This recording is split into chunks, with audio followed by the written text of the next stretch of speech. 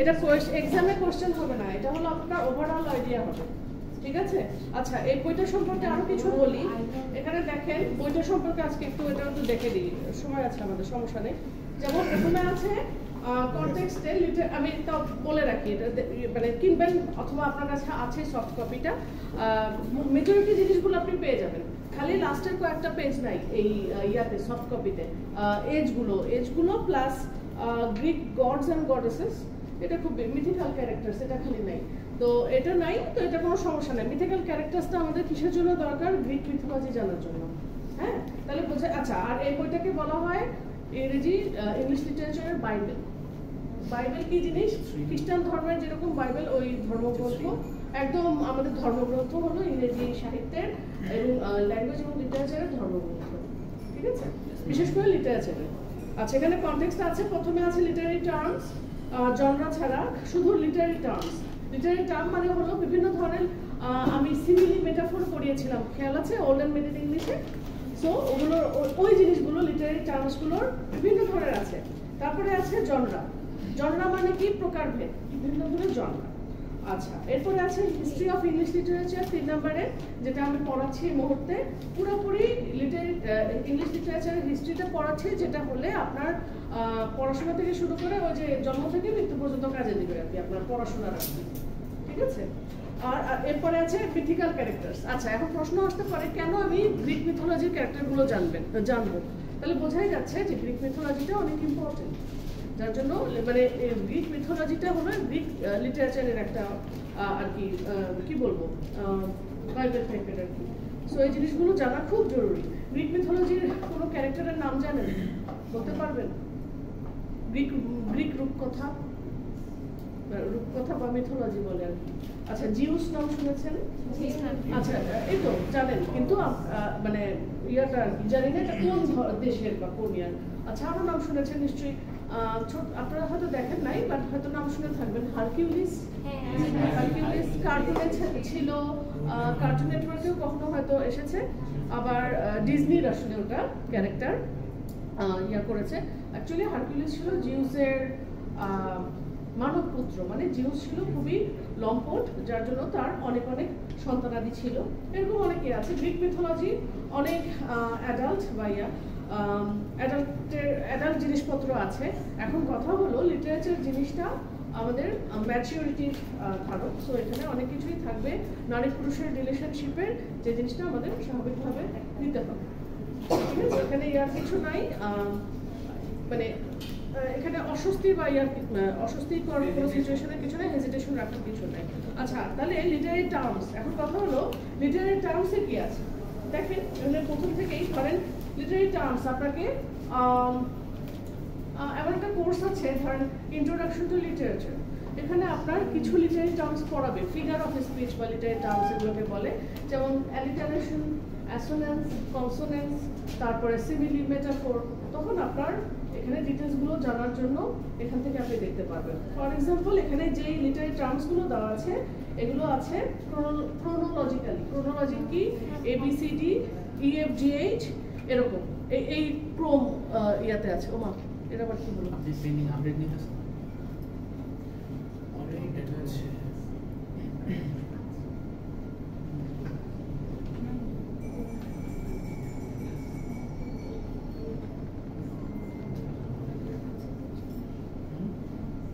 আচ্ছা, এগুলো আছে যেমন অ্যালিটারেশন। প্রথমে লিটারারি টার্মসের প্রথমে আছে অ্যালিটারেশন। সো অ্যালিটারেশন কি জিনিস? Repetition of a consonant at the beginning of 2 or more ওয়ার্ডস, মানে হলো 2টা বা 3টা শব্দের আগে একটা ইনিশিয়াল সাউন্ডের রিপিটিশন। রিপিটিশন মানে পুনরাবৃত্তি। আমরা বাংলাতে শুনেছিলাম, আমি একটা এক্সাম্পল দিয়েছিলাম, পাখি পাকা পেঁপে খায়। একইভাবে ইংলিশেও আছে পাফস, পাউডার্স, প্যাচেস, বাইবেলস, বিলে ডিউ। এগুলো কি জিনিস? এটা হলো আপনারা সামনে পড়বেন রেস্টোরেশন পিরিয়ডের rape of the lock, neo classical এজের text rape of the lock, তখন পড়বেন। রেপ অফ দ্য লক কে লিখেছেন আলেকজান্ডার পোপ। এটা রেপ অফ দ্য লক কবিতার একটা লাইন। এটা গেল। এই যে পি, পাখি পাকা পেঁপে খাওয়ার মতো, পাফস, পাউডার্স, প্যাচেস, বাইবেল অ্যান্ড বিলে ডিউ। এখানে পিটা 3 বার, পাফস, পাউডার, প্যাচেস, বি হলো 2 বার। সো এই জিনিসগুলো হলো অ্যালিটারেশনের এক্সাম্পল, বাংলায় যদি ওটা হয় ইংলিশে এগুলো। তারপরে আছে অ্যালিটারেশন, অ্যালিউশন, অ্যানাপেস্ট, অ্যানাফোরা, সবকিছু তো লাগবে না, যেগুলো লাগবে সেগুলোর ডেফিনিশন প্লাস অ্যানাপেস্ট। এখানে লেখা আছে যে মেট্রিক্যাল food comprising 3 syllables of which first word আচ্ছা, এটা হলো যে এক ধরনের ছন্দ। এখানে প্রথম ইয়াটা হলো, প্রথম 3টা সিলেবল হলো স্ট্রেসড, আর হলো 3টার মধ্যে 2টা স্ট্রেসড, একটা হলো সরি 2টা আনস্ট্রেসড, একটা হলো stressed. For example like a child, মানে এটা হলো আমরা এটা ইয়ার মধ্যেও পাবেন, আবৃত্তি শেখায় ঢাকা ইউনিভার্সিটিতে বা যেখানে হোক, যেখানে আপনারা আবৃত্তি শিখবেন, কবিতার ইয়ারগুলো শিখবেন, তখন এই সিস্টেমগুলো, যেমন আমরা অল্পপ্রাণ, মহাপ্রাণ, ঘোষ, অঘোষ এইচএসসিতে যেরকম শিখেছি এরকম, যেমন এগুলোর মধ্যেও কবিতা পড়ার মধ্যেও কিছু ব্যাপার স্যাপার আছে, যেমন লাইক আ চাইল্ড, আমরা স্ট্রেস বা এমফাসিস দিচ্ছি কোন ইয়াটাতে, চাইল্ডকে, এরকম প্রথম 2টা আনস্ট্রেসড, পরেরটা হলো stress. Like a child from the womb এখানে হচ্ছে like a ghost from the tomb, এরকম।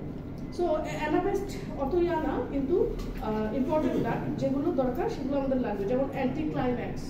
ক্লাইম্যাক্স কি জিনিস? ক্লাইম্যাক্স হলো একটা নাটক, উপন্যাস বা গল্পে একদম সর্বোচ্চ অবস্থানে, একটা হাইয়েস্ট পিকে যখন চলে যায়, ধরেন কোন একটা নায়ক নায়িকাকে খুন করলো, ক্লাইম্যাক্স।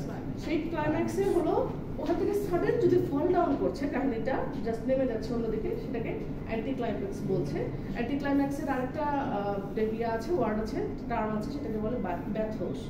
এরকম এরকম সব এই ইয়াগুলো ইয়া আছে, ডিটেইল দেওয়া আছে এখানে। আচ্ছা, এটা লাইব্রেরি থেকে আনা বই, তাই না?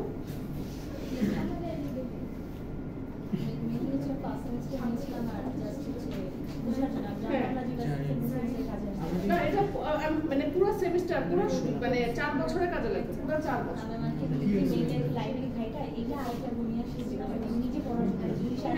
আচ্ছা, এটা হলো বেস্ট হবে, আপনারা কিনে নেবেন, 50-60 টাকা দাম। কিন্তু এখানে সবই আছে, আপনি এখানে গ্রিক মিথোলজিটাও সব জানতে পারবেন, গ্রিক মিথোলজি পড়েই আছে। তো যাই হোক, English words, golden treasure, English word, এগুলো কি জিনিস? আচ্ছা, এগুলো হলো ওয়ার্ড মিনিং। এটা কি? আচ্ছা, বুঝতে পেরেছি, কিন্তু এটা বেশি জরুরি, তাই না? এখানে হিস্ট্রি আছে, এখানে লিটারি টার্মস গুলো আছে, এখানে জনরা গুলো আছে। আচ্ছা, জনরা কি জিনিস? জনরার মধ্যে আছে হলো যেমন ট্র্যাজেডি। ট্র্যাজেডি কি জিনিস? ট্র্যাজেডি হলো ডক্টর ফস্টাস একটা ট্র্যাজেডি।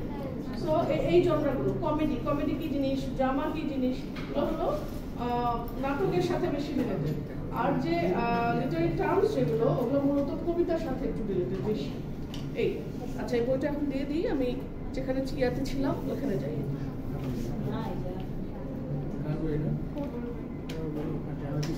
ও, আপনার নাম?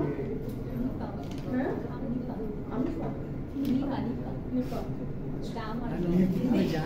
না, এমনি দেখতেছে উনি।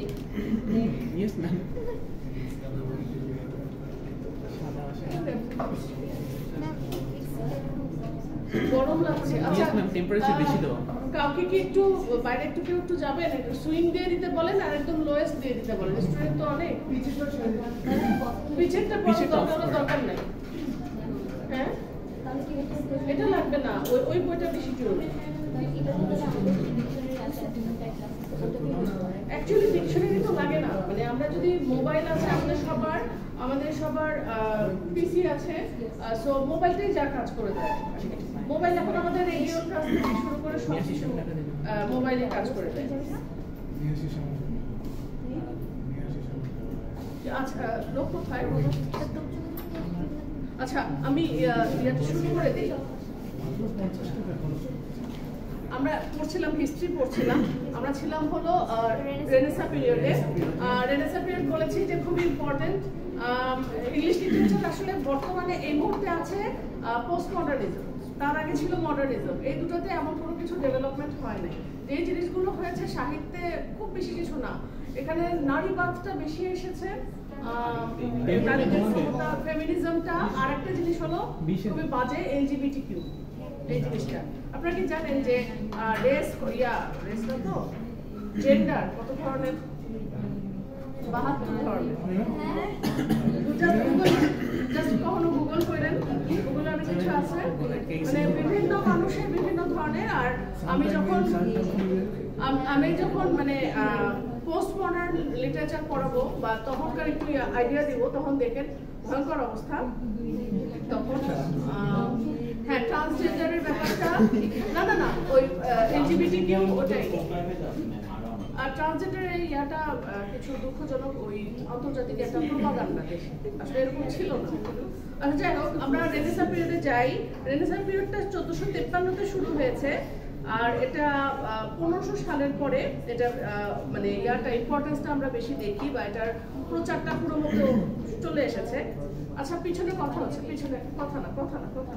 For this reason, generally বলা হয় যে রেনেসাঁ পিরিয়ডটা শুরু হয়েছে beginning of the 16th century এবং 1660 পর্যন্ত, রেস্টোরেশনের আগ পর্যন্ত চলেছে। তাহলে রেনেসাঁ পিরিয়ডের সময়কাল হলো 1500 থেকে 1660। আচ্ছা, এখানে আরেকটা ব্যাপার আছে। ধরেন আমি বলছি 1453, এটা কত সেঞ্চুরি? এটা কিন্তু 14th সেঞ্চুরি না, 1400 থেকে 1500 মধ্যে ওটা হলো 15th সেঞ্চুরি। তাহলে যেই সালটা তার থেকে 100 বছরের বেশি বলতে হবে, ঠিক আছে? এই জিনিসটা আগে জানতেন কিনা জানি না, বলে রাখলাম। আমি বলি নাই, আমি যেহেতু বলি নাই। হ্যাঁ, এইটা হলো সেই এভাবে শিখতে হয়। নসিম ম্যাম কি ইন্ট্রোডাকশন টু লিটারেচার পড়াচ্ছেন? বুঝতে পেরেছি। তাহলে ইন্ট্রোডাকশন টু লিটারেচার আপনাদের কি ছিল? কয়েকটা কবিতা, কয়েকটা টার্মস, হ্যাঁ, এই যে লিটারেরি ডিভাইস গুলো থাকে, এগুলো থাকে। সো ওখানে তাহলে দেখেছেন ওই সময় কিন্তু আপনার এবিসি অফ ইংলিশ লিটারেচার কাজে লেগেছে, কারণ লিটারেরি টার্মস গুলো ওগুলো কিন্তু এই বইয়ের মধ্যে আছে। সো আচ্ছা, এই পিরিয়ডটাকে বলা হচ্ছে রেনেসাঁ, বিকজ রেনেসাঁ স্পিরিট এটা মেইন ড্রাইভিং ফোর্স ছিল এই সময়ে। আর এই 160 বছরের যে সময়টা, 1500 থেকে 1660 যেটা বললাম, তাহলে 1500 থেকে 1660 কত বছর? 150 বছর। সো 150 বছরের মতো, মানে 160 হলো 150 প্লাস। 150 বছরের উপরে সময়কালকে 4 ভাগে ভাগ করা হয়: Elizabethan age, Jacobean age, Caroline age এবং কমনওয়েলথ পিরিয়ড। এলিজাবেথান এজ হলো রানী এলিজাবেথের নামে, জ্যাকোবিয়ান হলো জ্যাকব না রাজা জেমসের নামে, এটা হলো ল্যাটিন ইয়াতে নাম। আর ক্যারোলাইন হলো রাজা চার্লসের নামে, আসলে ক্যারোলিনা নামে কেউ না, রাজা চার্লসের নামে। আর কমনওয়েলথ পিরিয়ড তো হলো কমনওয়েলথ, এটা কোনো রাজা রানীর নামে নয়। আচ্ছা, এলিজাবেথান এজের সময়কাল বলি 1558 থেকে 1603। এই সময় যেটা হয়েছে, রানী এলিজাবেথের নামে নাম করা হয়েছে। এই সময়টাকে আমরা আগে বলেছিলাম, যখন রেনেসাঁ পিরিয়ড ভাগগুলো পড়েছি তখন বলেছি যে golden period of English literature, right? মনে আছে? বলেছিলাম। আচ্ছা, এই সময় ইম্পর্টেন্ট ফ্যাক্ট গুলো কি ছিল এটুকু আমি বলতেছি। আচ্ছা, রানী এলিজাবেথের ক্ষমতায় আসার পরে ওই যে ডাইনাস্টিক যে প্রবলেম গুলো, পলিটিক্যাল ট্রাবল গুলো, এগুলো সমস্যার সমাধান হয়ে যায়, কারণ উনি দক্ষ হাতে এগুলো সমস্যার সমাধান করেছেন। রিলিজিয়াস এবং সোশ্যাল স্ট্যাবিলিটি একেবারে সমাজে দৃশ্যমান হলো। তাহলে যখন একটা রাজা বা রানী দেশের সমস্যাগুলো সমাধান করে, তখন তো সেই সময় সেটাকে গোল্ডেন পিরিয়ডের স্বর্ণযুগই বলবে, তাই না? এখানেও সেটাই হয়েছে। এবং number 2, religious reformation inspired religious tolerance and secularism. আচ্ছা, রিলিজিয়াসলি যখন মানুষ স্টেবল হয়, তখন মানুষ আবার সেকুলারিজমের দিকে চলে যায়। ধর্মকর্ম তখন আর ভালো লাগে না, তখন সেকুলারিজমের দিকে চলে যায়।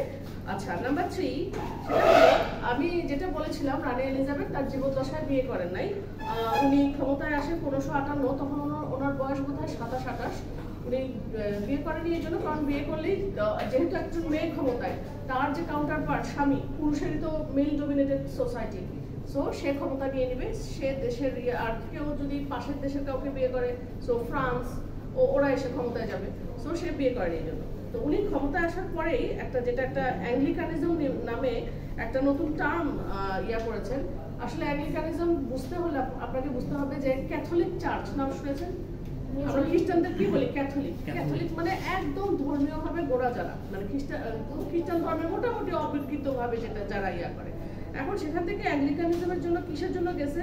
একটা রিলিজিয়াস প্রবলেম হয়েছিল, ধর্মীয় প্রবলেম হচ্ছিল তখন। এটা একটা বড় মানে এটা লং স্টোরি শর্ট। সেটা হলো 16th সেঞ্চুরিতে জার্মানির মার্টিন লুথার এবং জুইগলি এবং কেলভিন সুইজারল্যান্ডের, তারা ওই পোপেদের যে অটোক্রেসি আমি বলেছিলাম ভ্যাটিকান সিটি থেকে পোপরা সারা পৃথিবীতে ছড়ি ঘোরাতো, ইংল্যান্ডেও রাজদরবারের উপরে তারা বলতো যে আমরা ঈশ্বর প্রদত্ত, আমাদের ক্ষমতা বেশি। সো এদের বিরুদ্ধে প্রোটেস্ট করলো তিনজন, একটা হলো মার্টিন লুথার, জুইগলি আর হলো কেলভিন। এরা ইয়া করলো। তো যারা এই লোকদেরকে সাপোর্ট করেছে মার্টিন লুথার এবং এই বাকি দুজন, এদেরকে বলা হতো প্রোটেস্ট্যান্ট।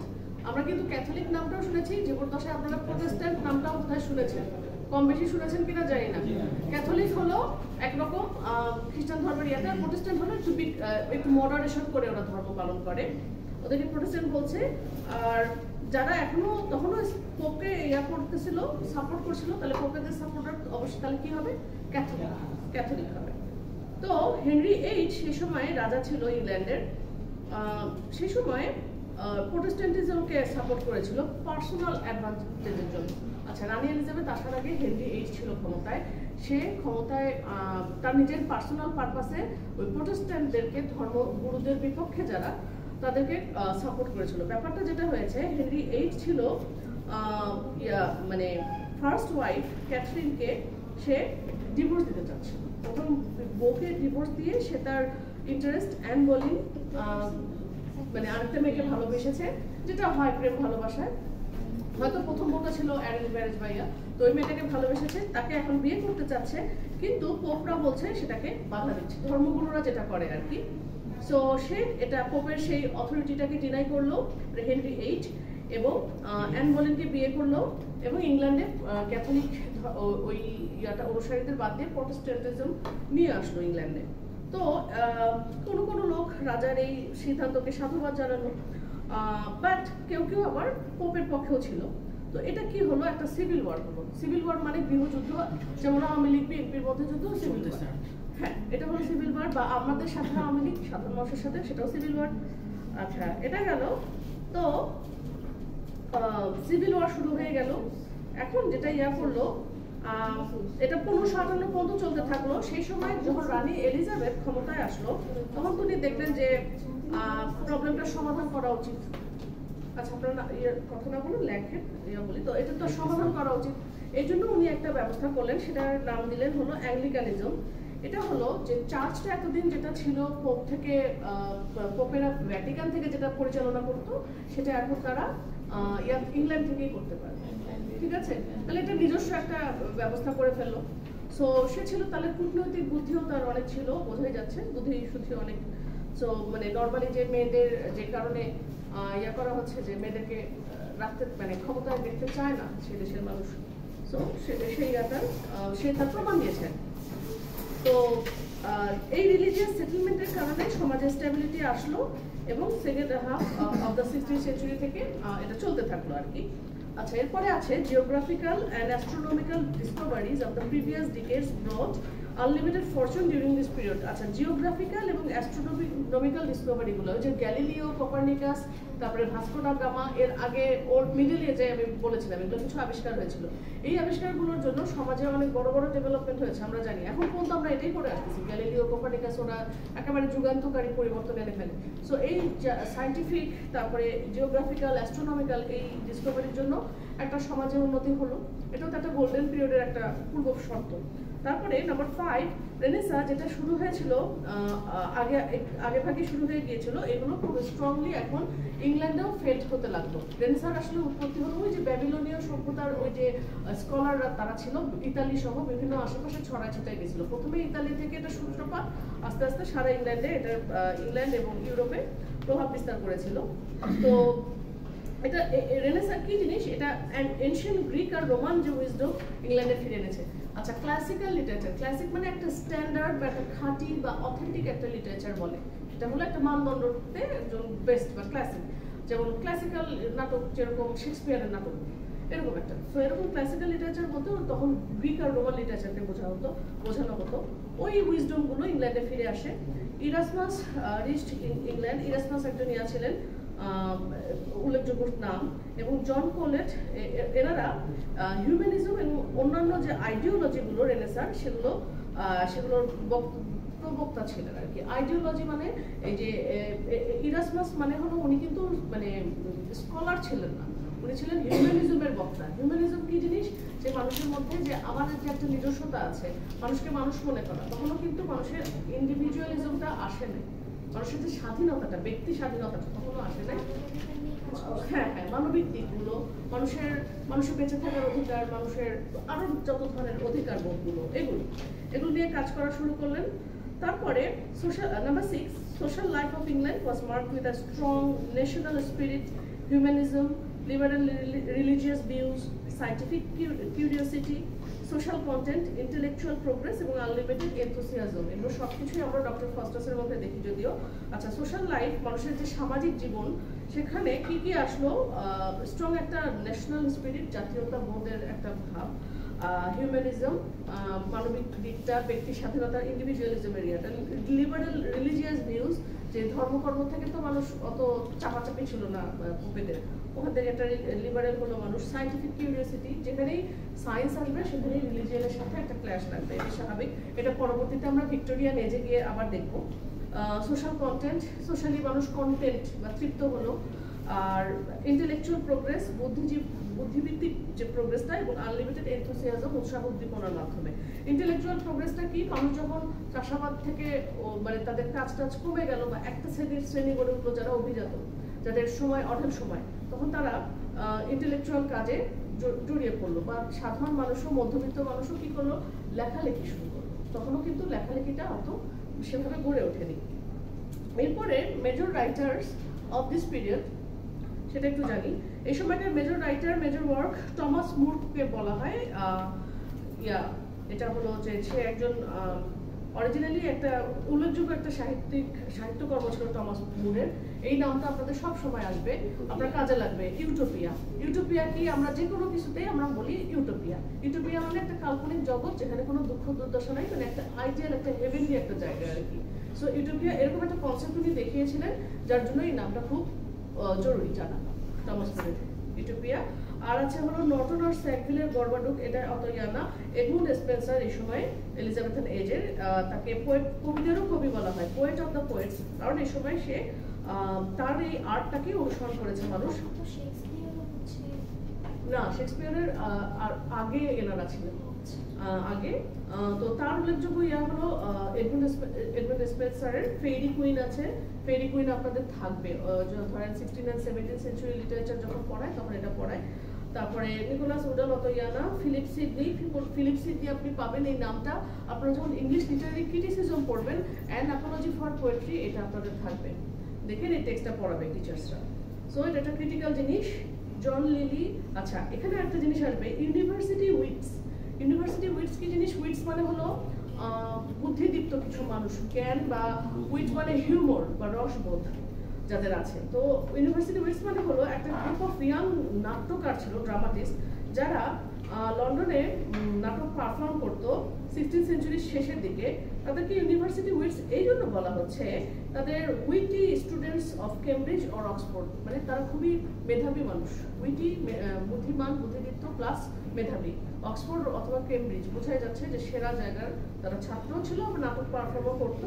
তাদের মধ্যে ছিল এই যে ক্রিস্টোফার মার্লো, যার টেক্সট আপনারা পড়তে যাচ্ছেন, কিড, টমাস কিডেরও স্প্যানিশ ট্র্যাজেডি আপনি ম্যাম পড়াবে, এলিজাবেথান এজের, জ্যাকোবিয়ান এজের। তারপরে জন ন্যাশ নামে একজন, তারপরে রবার্ট গ্রিন, লিলি, লজ এবং পিল, এদেরকে বলা হয়। সো এই নামটা একটু মাথায় রাখবেন, ইউনিভার্সিটি উইটস। তারা ছিল হলো যে এমন কিছু মেধাবী মাইন্ডস যারা ড্রামাটিস্ট ছিল এবং নাটক পারফর্ম করতো, তারা অক্সফোর্ড আর কেমব্রিজ স্টুডেন্ট ছিল, এটুকু জানলেই হবে। স্টার দেওয়াগুলো যে লেখাই আছে যে he is another university wit, he is another. Thomas কিডের নামটা জরুরি, যার স্প্যানিশ ট্র্যাজেডি আমরা পড়ি। রবার্ট গ্রিনের এগুলো অত পড়ি না। জর্জ পিল, ওনারও এত কিছু পড়ি না। তারপরে আছে হলো ফ্রান্সিস বেকন, তাকে বলা হয় ন্যাচারালি, তাকে ফিলোসফার বা দার্শনিক বলা হয়ে থাকে। ফ্রান্সিস বেকনের টেক্সটটা আপনারা পড়বেন। সেই টেক্সটের গুলো হচ্ছে জাস্ট তার এসে বা প্রবন্ধ। এসের বাংলা কি? প্রবন্ধ বা রচনা। উনি বিভিন্ন ধরনের রচনা লিখেছেন। উনি লিখেছেন যে অফ ম্যারেজ, অফ লাভ, বিভিন্ন ধরনের, যে মানে ব্যক্তি জীবনে আমাদের বিভিন্ন জিনিস আমাদের কিভাবে ব্যালেন্স করতে হবে, এই জিনিসগুলো দেখিয়েছেন। যে একটা বিয়ে কিভাবে করতে হবে, বা একজন পলিটিশিয়ান তার আচরণগুলো কেমন হবে, এই জিনিসগুলো কিছু নির্দেশনা দিয়েছিলেন। এগুলো আমরা দেখতে পারি ফ্রান্সিস বেকনের টেক্সটের মধ্যে। এরপরে আছে ক্রিস্টোফার মার্লো, সে তো অবশ্যই একজন ইউনিভার্সিটি উইক। তার উল্লেখযোগ্য সাহিত্যকর্ম, পিছনে কথা হচ্ছে বাবারা, পিছনে কথা হচ্ছে, তার উল্লেখযোগ্য সাহিত্য হলো টেম্বুর লেইন। টেম্বুর লেইন আসলে নামটা চেনা লাগার কারণ হলো এটার বাংলা হলো তৈমুর লং। তৈমুর লং, যেটা যে ওর নাম কি, মঙ্গোলিয়ান চেঙ্গিস খানের ছেলে Timur Lang. Jew of Malta, Edward two, doctor Faustus. So doctor ফস্টার্সটা বেশি ইম্পর্টেন্ট তার, কারণ ওটা একটা রেনেসার বাই প্রোডাক্ট। রেনেসার যে এলিমেন্টগুলো সবগুলোই ডক্টর ফস্টার্সের মধ্যে ছিল। এরপরে তো আছে উইলিয়াম শেক্সপিয়ার, তাকে বলা হচ্ছে যে গ্রেটেস্ট ড্রামাটিস্ট। উইলিয়াম শেক্সপিয়ার কিন্তু কবির থেকে নাট্যকার হিসেবে বেশি জনপ্রিয়। উনি ওনার জীবদ্দশায় 37টা নাটক লিখেছেন এবং 154টা সনেট লিখেছেন। সনেট মানে 14 লাইনের কবিতা। প্রথম 8 লাইন হলো এবি এবি সিডি সিডি, আর পরের 6টা হলো ইএফ ডবল জি, এরকম। তো তাকে আবার এরা এরকম হয় মানুষের জীবদ্দশায় কিন্তু এই ধরনের মানুষগুলো খুব একটা নাম কামায় না, তাদের মৃত্যুর পরে যত তাদের নামটা আসে আর কি। শেক্সপিয়ারকেও নাকি ওরকম ভুইফোর, মানে জাস্ট গজে ওঠা, কোনো রকম গজে ওঠা সাহিত্যিক এরকম করে কটাক্ষ করা হচ্ছে তার জীবদ্দশায়। সে যখন মারা যায় তারপরে তার জনপ্রিয়তা আসছে। তো সো সে গ্রেটেস্ট ড্রামাটিস্ট। এখন শেক্সপিয়ার তো জনপ্রিয় কেন? জনপ্রিয়তার কারণ হলো যে এর আগে সাহিত্য যেগুলো হয়েছে দেখা গেছে যে দৈত্য দানব, নায়ক নায়িকা, ভিলেন বা এরকম, কিন্তু শেক্সপিয়ার এমন নাটক লিখেছে যেগুলো হলো মানুষের তার মনস্তাত্ত্বিক, মানে হিউম্যান সাইকোলজির যে সূক্ষ্ম ব্যাপারগুলো, সাবল ব্যাপারগুলো তুলে ধরেছেন জন্য তাকে গ্রেটেস্ট ড্রামাটিস্ট বলা হয়। সো এটা তারই এত ভিলেন আছে, কিন্তু দেখা যাবে যে তার নাটকগুলোতে বা তার সৃষ্টিগুলোতে সেখানে মানুষের শত্রু মানুষ নিজেই, এরকমই একটা দেখিয়েছে। এক্সাম্পল দেখেন, শেক্সপিয়ারের গ্রেটেস্ট ড্রামার গুলোর মধ্যে আছে ম্যাকবেথ, হ্যামলেট, ওথেলো, কিং লিয়ার। Hamlet, Macbeth, Romeo Juliet. Romeo Juliet আমরা যেহেতু সিনেমা দেখেছি, সো আমাদের রোমিও জুলিয়েটের প্রতি খুব আকর্ষণ বেশি, কিন্তু এই অন্যগুলো কিন্তু অনেক জনপ্রিয়, প্রত্যেকটাই ইম্পর্টেন্ট। হ্যামলেট, ম্যাকবেথ এগুলো হাজার মানে এখন পর্যন্ত হ্যামলেট নিয়ে, হ্যাঁ, এগুলোর আবার হিন্দি অ্যাডাপ্টেশনও আছে। হ্যামলেটের যেরকম আছে হায়দার হলো হ্যামলেটের হিন্দি অ্যাডাপ্টেশন। উনি আবার ওথেলোরও হিন্দি অ্যাডাপ্টেশন করেছিল, ওমকারা করেছিল। এই ছবিগুলো কিন্তু ভালো লাগবে, বিকজ যেহেতু একটা ওয়ার্ল্ড গ্রেট, মানে গ্লোবাল একটা নাটক, সেটাকে আবার হিন্দি অ্যাডাপ্টেশন দেওয়া। হ্যামলেট কিন্তু ও যে হায়দার বানিয়েছে সেখানে কিন্তু বিদেশি পটভূমি দেয়নি, ইন্ডিয়ান পটভূমি দিয়েছে। মানে ওখানে কাশ্মীরের যে মুসলিমদের ওই যে অধ্যুষিত জায়গা, ওই ইয়েটা নিয়ে দেখিয়েছে হায়দার। সো হ্যামলেটে কিন্তু আমরা দেখেছি যে সে হলো নায়ক হলো ডেনমার্কের রাজপুত্র। সো হ্যামলেটের কাহিনী হলো যে সে ডেনমার্কের রাজপুত্র, সে দেশের বাইরে গিয়েছিল পড়তে, মানে পড়ে ফিরে এসে দেখে তার বাবা মৃত এবং তার চাচা তার মাকে বিয়ে করেছে প্লটিং করে। সো তারপরে সে একটা বুদ্ধি করে, সে পাগলের অভিনয় করে, প্লাস এরকম রিভেঞ্জ নিতে সবাই, তার মা সহ সবাই মারা যায়। সো কেউ আর বেঁচে থাকে না। সো রিভেঞ্জের পরিণতি কত ভয়াবহ হতে পারে, এটা হলো হ্যামলেট এক্সাম্পল। আবার ম্যাকবেথ হলো এমন একটা টেক্সট, ম্যাকবেথে থাকে হলো ম্যাকবেথ এবং তার স্ত্রী লেডি ম্যাকবেথ, সেখানে সে নিজেই ভিলেন, কারণ ক্ষমতায় থাকা রাজাকে সে মেরে ফেলে এবং তার বউ সাইকো টাইপের, তার বউ এগুলো করতে সে এত, তার হাতে রক্ত লেগে যায়, তার স্বপ্নে এরকম হ্যালুসিনেশন হয়। হ্যামলেটের ম্যাকবেথের বউ একসময় আত্মহত্যা করে মারাও যায়। সো এখানে সে নিজেই ভিলেন আর কি। সো শেক্সপিয়ারের ইয়াগুলো দেখেন যে তাদেরই নায়কের মধ্যেই কিন্তু অনেক ধরনের দ্বিধা দ্বন্দ্ব, সাইকোলজিক্যাল যে ব্যাপারগুলো সূক্ষ্ম। তারপরে ওথেলোর অবস্থা আরো ভয়াবহ। ওথেলো হলো একজন ব্ল্যাক আফ্রিকান, মানে সেনাপ্রধান ছিল, সে রাজার মেয়েকে বিয়ে করে। রাজার মেয়ে ছিল ফর্সা, সো হোয়াইট এবং ব্ল্যাক রেস, তো অনেক ভালোবাসাবাসী, কিন্তু তাদের মধ্যে ঢুকে পড়ে থার্ড পার্টি ইয়াগো, যে ওর এই পজিশনটাকে সে ঈর্ষা করতো, কারণ ওকে সরানো হয়েছিল। তখন সে বুদ্ধি করে বা শয়তানি করে তাদের মধ্যে, ওই হাজবেন্ডের মধ্যে কি বলবো, ওটা কি সন্দেহ প্রবণতা ঢুকিয়ে দেয়। পরবর্তীতে ওথেলো শেষমেশ ভুল করে ফেলে, তার বউকে নিজেই ওই সন্দেহের বশবর্তী হয়ে মেরে ফেলে, খুন করে ফেলে, এবং সে নিজেও শেষমেশ এটা আমি কি করলাম বলে আত্মহত্যা নিজে করে ফেলে। আর এই ট্রান্সটিস্যুটার বেশি থাকে। আর এই ওথেলোটা এত যে এটা কিন্তু সাইকোলজিতেও বা ডাক্তারি টার্মেও এখানে ওথেলোর নাম আসছে, বিকজ ওথেলো সিনড্রোম, অতিমাত্রায় সন্দেহের যে বাতি থেকে ওথেলো সিনড্রোম নামটাও আসছে। আরেকটা আছে হলো কিং লিয়ার। কিং লিয়ার হলো আমাদের ছোটবেলার যে কাহিনী আমরা পড়ি, যে রূপকথার কাহিনী আমরা যেগুলো বলতাম, যে একটা বাবা 3 মেয়েকে এসে বললো যে হ্যাঁ, ওটা হলো কিং লিয়ার। কিং লিয়ারের কাহিনী যে তোমরা হ্যাঁ কেমন করে ভালোবাসো, তখন কেউ বলে চিনির মতো, কেউ বলে লবণের মতো। তো লবণের মতো বলার জন্য তাকে দেওয়া হয়, বনবাস দেওয়া হয়, আর চিনির জন্য অথচ দেখা যায় যে যে এরকম রংচং মাখিয়ে বলেছিল সেই আসলে ভালো চায় না, কিন্তু আদতে বাস্তবে আসলে লবণ আর চিনি দুটোই কোনো কিছুর অতিরিক্তই ভালো না। সো এটা গেল। সো কিং লিয়ারের খুবই দুঃখের। কিং লিয়ারও শেষমেশ মারা যায়, অন্ধ হয়ে যায়, অনেক কষ্টে ধুকে মারা যায়। সো শেক্সপিয়ারের প্রত্যেকটা নাটক তাহলে দেখেন কত তীব্র, ট্র্যাজিক। আচ্ছা, তার আরো নাটক আছে, এই 4টা হলো সবচেয়ে জনপ্রিয়। আর রোমিও জুলিয়েটের কাহিনী তো আমরা জানি, 2 পরিবারের শত্রুতা। আরো তার নাটক আছে, হেনরির কতগুলো আছে, হেনরি 6, হেনরি 8, রিচার্ড 3। আচ্ছা, আরেকটা আছে কমেডি অফ এরর্স। তারপরে taming of the shrew. Taming of the shrew দেখবেন নাট্যমঞ্চগুলো আছে না বাংলাদেশের শিল্পকলা একাডেমি বাইয়াতে, ওখানে বুড়ো শালিকের ঘাড়ে রোগ, এটার বাংলা হলো এই নামে। কখনো শুনেছেন কিনা জানি না, এখানে হয়। সো আপনাকে কিন্তু লিটারেচার জানতে হলে এই কালচারগুলোর সাথে যুক্ত হতে হবে। শিল্পকলা একাডেমিতে গিয়ে নাটকগুলো দেখতে পারেন, মানে এটা কিন্তু মানে আপনার ইয়াটা হবে আর কি, জানা জ্ঞানের পরিধি বাড়বে, সবকিছুর জন্য আপনাদের হ্যাঁ, বাংলাটা হলো বুড়ো শালিকের ঘাড়ে রোগ বলে। তারপরে রোমিও জুলিয়েট আছে, মিডসামার নাইটস ড্রিম, এটা একটা আছে ট্র্যাজিক কমেডি। এটা কিং জন, রিচার্ড 2। আরেকটা উল্লেখযোগ্য ইয়া ছিল merchant of Venice. Merchant of Venice শেক্সপিয়ারের উল্লেখযোগ্য নাটক। সেখানে দেখা যায় যে শাইলক নামে এক জিউ, মানে ইহুদি, সে এরকম দাবি করে বসে, তোমার কিছু একটা কেউ নায়ক বা নায়িকা ভুল করে ফেলে, তাকে বলে যে তুমি তোমার শরীর থেকে 1 কেজি জিনিস দিবার বা ইয়ে দিবা। তখন বিচারক অনেক বুদ্ধির সাথে সে এটাকে যুক্তিটা খণ্ডন করে।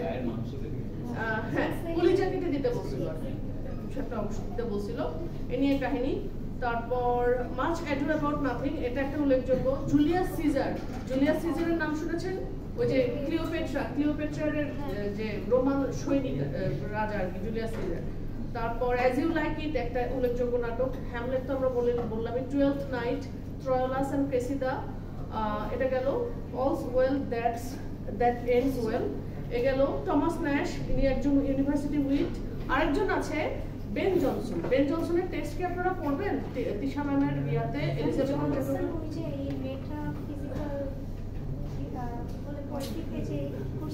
বেন জনসন ফিজিক্যাল হতে পারে।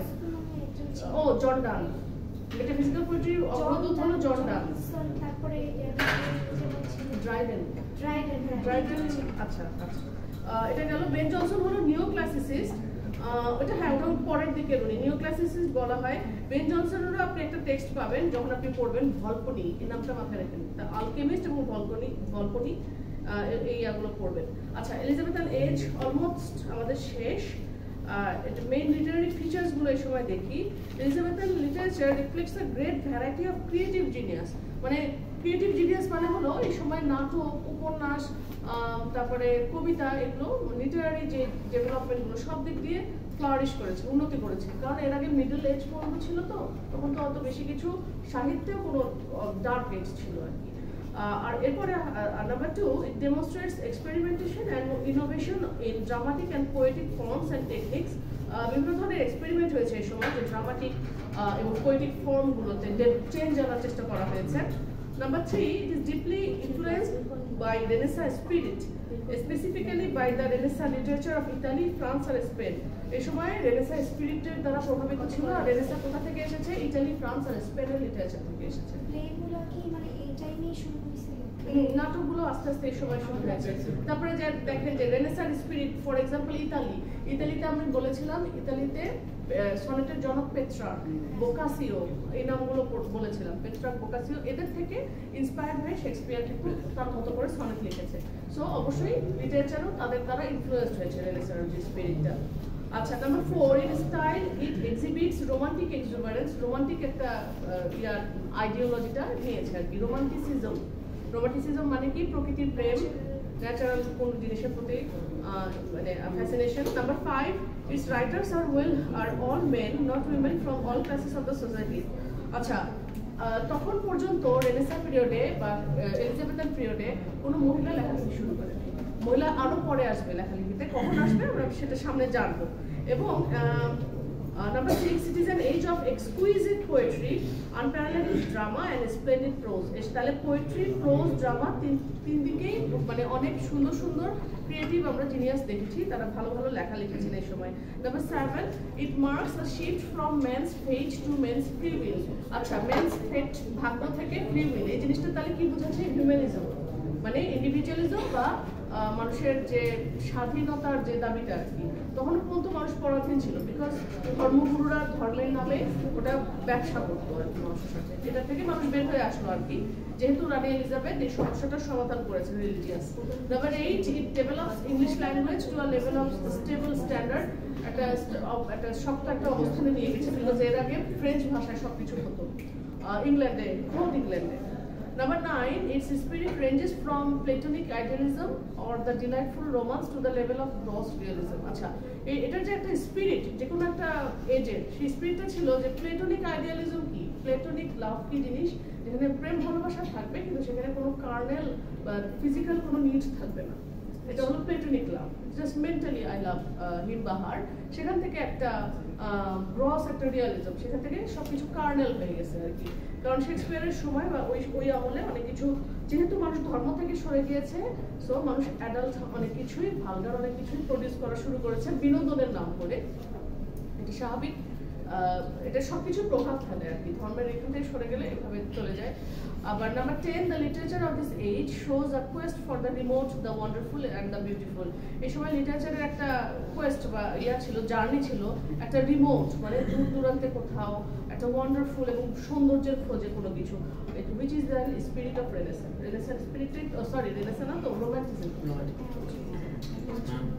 আচ্ছা, এটা গেল। Number 11, it reflects original reform romanticism that revived during the beginning of romantic age. আচ্ছা, রোমান্টিসিজমের যে অরিজিনাল যে এসেন্স ওটা আমরা পাই রোমান্টিক এজে। সেই এজটা আসবে প্রায় 1800 সালের দিকে। ওই এজটার জাস্ট মানে বেসিক বা ফাউন্ডেশন গড়ে ওঠে এই এলিজাবেথান পিরিয়ডে।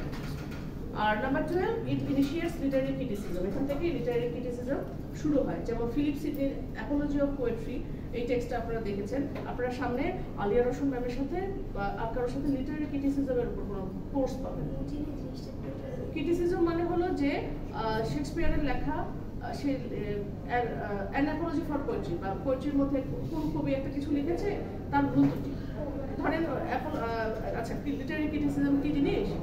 ধরেন একটা সিনেমা বানানো, ধরেন টাইটানিক, মানে সেরা ব্যবসা সফল সব দিক থেকে, এটার মধ্যেও কিছু ভুল ত্রুটি আছে, সেটা একটা কিছু খুঁটিনাটি সমালোচনা করা, টেক্সটের সেরকম একটা টেক্সটের একটা সমালোচনা করা। এখানে ধরেন শেক্সপিয়ার হয়তো সেরা সাহিত্যটাই দিচ্ছে, কিন্তু তারপরেও তার লেখার মধ্যে কিছু ভুল ত্রুটি থাকে, সেই জিনিসগুলো আর কি। যেমন হ্যাঁ, ক্রিটিসাইজ করা আর কি। ক্রিটিসিজম মানে হলো ক্রিটিসাইজ থেকে আসছে। প্রত্যেকটা রাইটার সবাই কি পারফেক্ট বা সবার মান কিন্তু এক না, কেউ এ গ্রেডের, কেউ বি গ্রেডের, এরকম নায়ক নায়িকাও দেখা যায় না যে এ গ্রেড বি গ্রেড বলে আর কি, এরকম লিটারেচারও তাই। এটা হলো ক্রিটিসিজম ব্যাপারটা। হ্যাঁ, একটু হয়তো কঠিন লাগতে পারে, বাট আশা করি যে টিচার্স যারা পড়ান হ্যাঁ, তার অনেক মেধা লাগবে বা থাকতে হবে। আচ্ছা, এলিজাবেথের এজ শেষ, জ্যাকোবিয়ান ক্যারোলাইন 4:30 বাজে, নেক্সট দিন সকালবেলা আছে শনিবারে। আচ্ছা, অলরেডি আচ্ছা সবার এটা দেওয়া হয়েছে। আচ্ছা, একটা জিনিস যেটা বলতে চাই সেটা হলো যে প্রেজেন্টেশনের ব্যাপারে এখন থেকে বলে রাখছি। তারপরেও সামনে আমি একদিন যেটা করতে পারি, বেওলফ শুরু করে দিই, বেওলফ মানে মূল টেক্সটটা শুরু করে দেই, হিস্ট্রিটা পরে শেষ করব।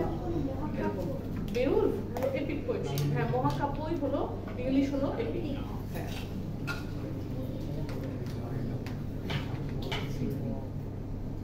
আচ্ছা, এক্সট্রা বই হলো এবিসি অফ ইংলিশ।